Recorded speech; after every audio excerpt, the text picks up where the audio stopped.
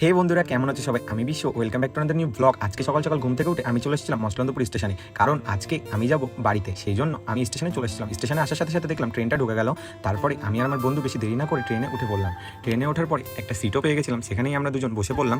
বসার পরে আমরা ফাইনালি 15-20 মিনিট পরে পৌঁছে গেলাম বনগাঁতে আসার পরে এই টোটোওয়ালার ভাড়াটা মিটিয়ে দেওয়ার পর আমি উঠে গেলাম আমাদের বাড়ি যাওয়ার জন্য বাসে উঠে তারপরে আমি পৌঁছে গেলাম আমাদের বাজারে পৌঁছে দেখলাম আমাদের তারকেশ্বরে যাওয়ার জন্য বাস রেডি। তাই আমি আর বেশি দেরি না করে বাসে উঠে পড়লাম। বাসে উঠে দেখলাম আমাদের গ্রুপে সবাই এসছে। তারপরে আমরা বাবার নামে স্লোগান দিতে দিতে যেতে লাগলাম।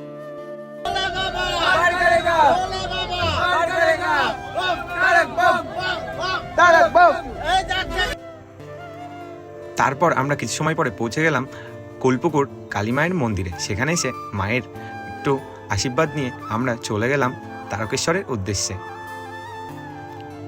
ব্রিজটা পার হওয়ার সময় আমি কিছু টাকা চেলে দিচ্ছিলাম গঙ্গা মায়ের কাছে।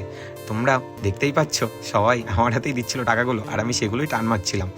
তারপরে আমরা ফাইনালি পৌঁছে গেছিলাম তারকেশ্বরে যাওয়ার জন্য টোটোতে। সেখানে উঠে টোটোতে করে আমরা যাচ্ছিলাম, আর দেখছিলাম অনেকে হেঁটে যাচ্ছিল। তারপরে আমরা টোটোতে কিছুটা রাস্তা আসার পরে ওখানে নেমে গেলাম। নামার পরে হাঁটতে হাঁটতে যাচ্ছিলাম, যেহেতু ওখানে অনেক লোক হয়েছিল তাই ভিড়টাও প্রচুর ছিল। সেই জন্য আমরা সবাই মিলে আস্তে আস্তে ভিড়ে লাইন দিয়ে যেতে লাগলাম।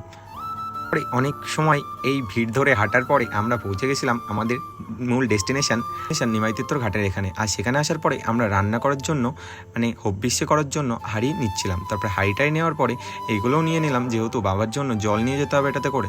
তারপরে আমরা এখান থেকে 10 টাকা দিয়ে টিকিট কেটে এখানে ঢুকে গেলাম।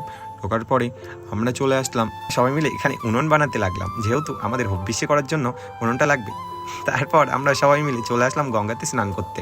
স্নান করে আমরা হবিষ্যে করে রান্নাবান্না করে খাওয়া দাওয়া করবো। সেই জন্যই আমরা এখানে চলে এসেছিলাম গঙ্গাতে স্নান করতে। দেখতেই পাচ্ছ আমাদের সাথে সাথে আমাদের ফোনটাও শুদ্ধ হয়ে গেল।